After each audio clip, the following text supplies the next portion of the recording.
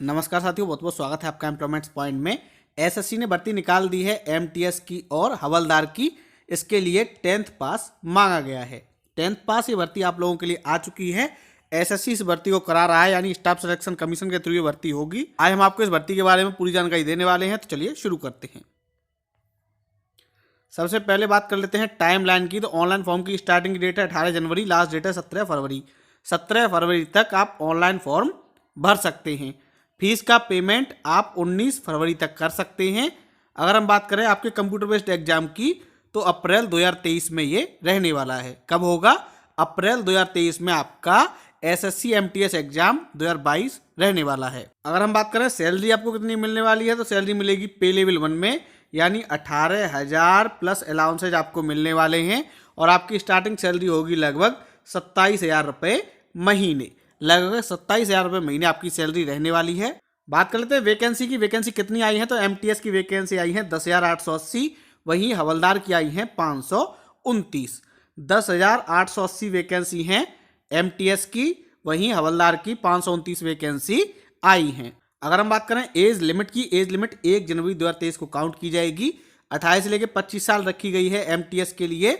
साथ ही हवलदार in central bureau of narcotics. वहीं हवलदार की जो वैकेंसी आई हैं सीबीआईसी में और कुछ पोस्ट हैं एमटीएस की, वहां पर 18 से 27 साल एज लिमिट रखी गई है। तो आपकी एज लिमिट रहने वाली है 18 से लेकर 27 साल। अपर एज में रिलैक्सेशन की बात करें तो एससी/एसटी को 5 साल का, ओबीसी का 3 साल का, पीएच को 10 साल का मिलने वाला है। बात कर लेते हैं एसेंशियल क्वालिफिकेशन की। तो आप 10th पास होनी चाहिए और 17/2/2023 को ये काउंट की जाएगी, यानी 17/2/2023 को आपके पास 10th का सर्टिफिकेट होना चाहिए। बात कर लेते हैं आवेदन करने की एप्लीकेशन फॉर्म में। ऑनलाइन आप ssc.nic.in पर जाके वहां से ऑनलाइन अप्लाई करेंगे। पहले आप रजिस्ट्रेशन करेंगे। अगर आपने रजिस्ट्रेशन कर रखा है तो आप लॉगिन करके फॉर्म भर देंगे। फॉर्म भरने के बाद उसका प्रिंट आउट निकलवा के अपने पास सुरक्षित रख लें। भर्ती के लिए एप्लीकेशन फीस मात्र 100 रुपये है, वो भी जनरल ओबीसी के मेल कैंडिडेट को देनी है, यानी SC/ST फीमेल कैंडिडेट।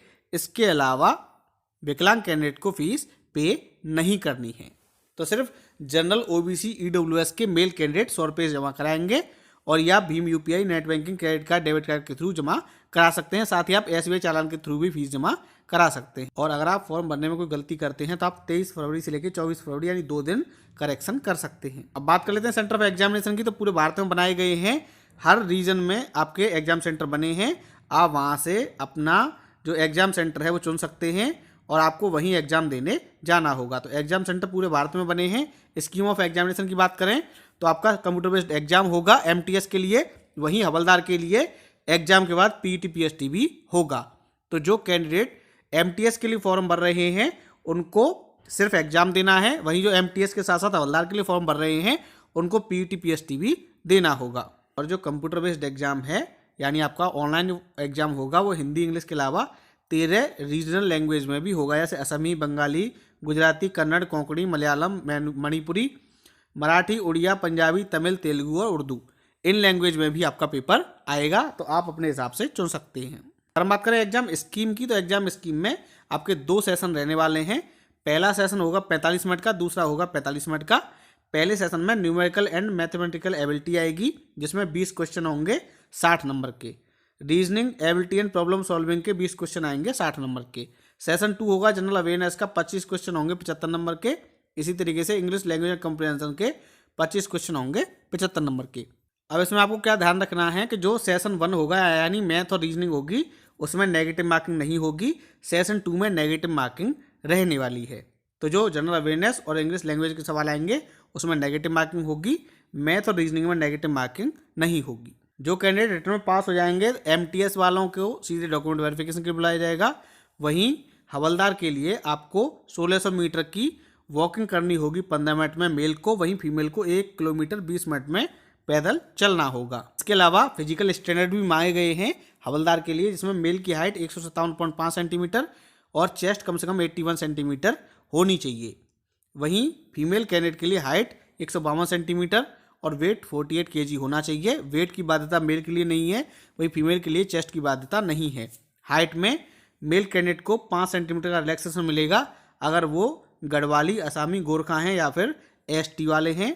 ऐसे ही फीमेल कैंडिडेट को 2.5 सेंटीमीटर की छूट मिलने वाली है।